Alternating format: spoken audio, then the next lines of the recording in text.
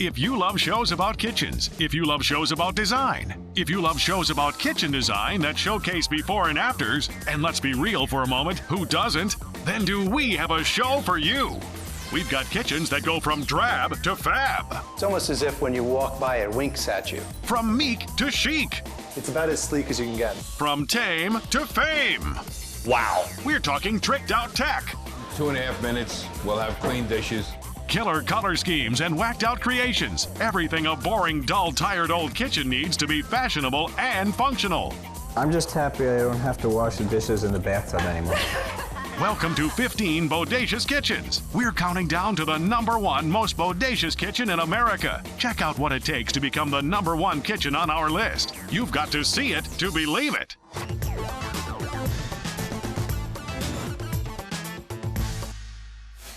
Welcome to 15 Bodacious Kitchens. We're counting down the top 15 best kitchen transformations in America. From the most colorful cooking space you'll ever see. Anything else would have made it look too much like a circus. To a medieval kitchen miracle. I completely can't believe it. To massive spaces with cool culinary toys. Get ready to see some major eye candy. These kitchen before and afters get more bodacious as we count down from 15 all the way to #1. It's 15 Bodacious Kitchens. Number 10. When Carl Mattison and Rob Smith saw this bungalow outside Atlanta, Georgia, they bought it. Okay, seriously, what the heck is a bungalow? Is it a house? Is it a shed? We don't know. Sorry, I digress. We just said, we know this is it, and there's no way we can turn this house down. We didn't even see the kitchen yet. We were like, let's do it. By the time they saw the kitchen, oh, that's fun. it was too late. We saw period style 1940s, 50s metal green cabinets. Very rusty. A couple of the doors were coming off. The handles were falling off. Just looked a little lonely. Nobody was here with it, not even a refrigerator. Carl and Rob began a mission. Design and build a new kitchen. That meant hand-making cabinets, fixing the floor, and casting a concrete sink on the front lawn. We basically built a large wooden box in the front yard. We built a smaller wooden box to form the inside mold here. To form the drain, they grabbed a pie dish and gave it a push. Total labor, 4 days, but score one for the budget. Only cost about $100 total with materials and concrete. Next project, saving the original pine floors. It started out really easy, and we were really excited because linoleum just pops right up.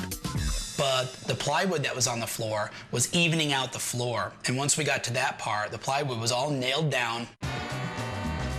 We had a lot of nail heads sticking up, little nails scattered all over the floor. So we took a little metal cutting bit and just cut off the tops of the nails. The sandpaper smoothed them down and shined them up, and we were pretty pleased with that. And no snags, unlike installing the cabinets. The lesson, always stain first. Something just clicked in my head when I got so excited about the cabinets being finished. Let's put them up on the wall now. And then suddenly we had all of them finished, and Carl turned to me and he says, you know, I gotta stain these now. We know not to do that again. We did all right. This is okay. It may not be perfect, it may not be everyone's taste, but it sure is something that belongs here. Whenever I come into the kitchen, I feel pretty proud that we really did all this. We love it. For those keeping score at home, this do-it-yourself kitchen wins a perfect 10 on our countdown. Imagine doing dishes in the bathtub for years. And honestly, we can't. Ew. Number 9. Cleaning up on our most bodacious list is the Victorian kitchen renovation that took a decade to complete.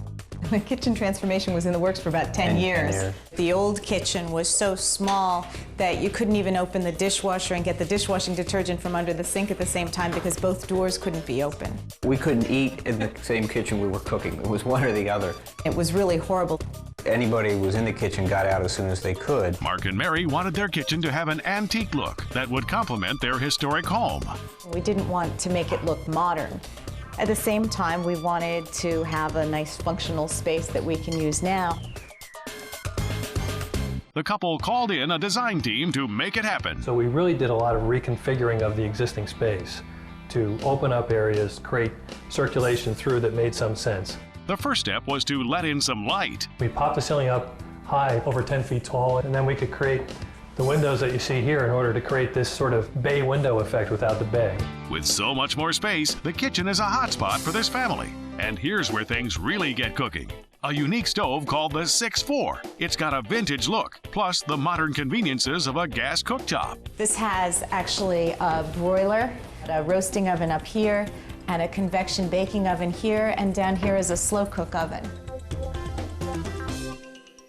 And if you think that's cool, take a look at the countertops. I like to bake, and the kids like to help out, and with the soapstone counters, you can roll out pie dough or make biscuits right on the counter.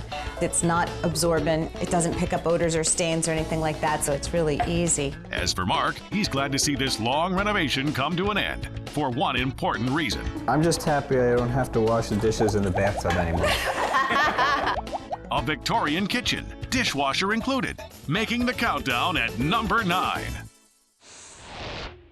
When 15 Bodacious Kitchens returns, a dark basement gets its groove on and becomes a 50s diner. And it's perfect for dancing. And later, a Big Apple loft with attitude. It's such a powerful hood that the neighbors complain. Wait until you see all the perks in this baby. Stick around.